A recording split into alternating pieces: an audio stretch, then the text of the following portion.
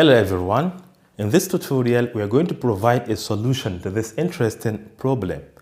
We are given that if 4x² minus 12x plus k is a perfect squared quadratic expression, then what is the value of this k? I'm going to show you three different ways to find this value of k. I will start with the harder method, simpler, and the simplest method. So let's start with the first one.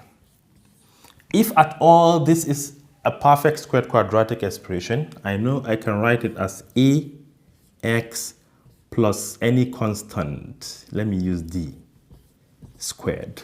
Definitely, this can be expressed in this form. So let's expand this. First term squared will give us a squared x squared.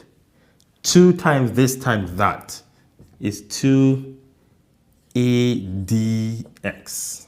Then this squared is d squared. Now we are free to relate this and that. What is the coefficient of x squared here? 4. What is the coefficient of x squared here? A squared. This implies that this a squared must be equal to 4. And a itself will be plus or minus 2.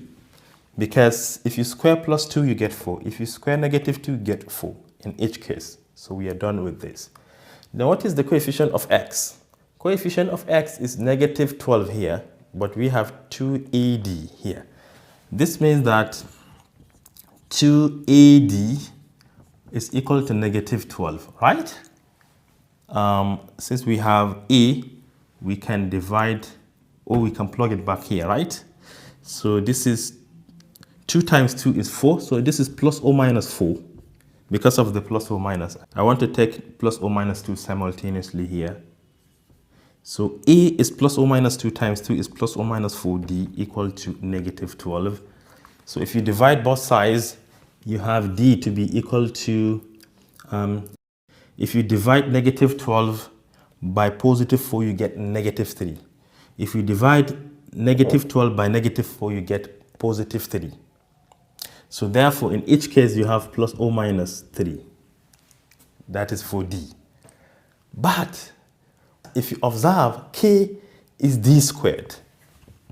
K is d squared, but d is plus or minus 3, which implies that plus or minus 3 squared will give us what? D squared. Therefore, k is equal to 9, because plus 3 squared is 9, negative 3 squared is also 9. So this is our first method. It implies that this number here is equal to 9. Let's go to the second method. Second method. What is the formula for solving quadratic equation? It is minus b plus or minus the square root of b squared minus 4ac divided by 2a.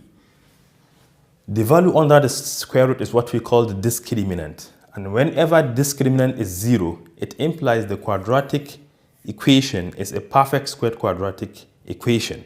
So since we are talking about perfect squared, we're going to take b squared minus 4ac and set it to be equal to 0.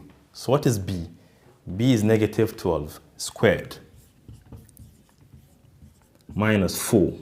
What is a? a is 4. What is c? c is k, which we are looking for. Everything equal to 0. This is 144, right? This is negative 16k. You can take negative 16k to the other side. You have 144 equal to positive 16 as it crosses over. Divide both sides by 16. K is equal to 144 divided by 16, and k is equal to 9. Second method.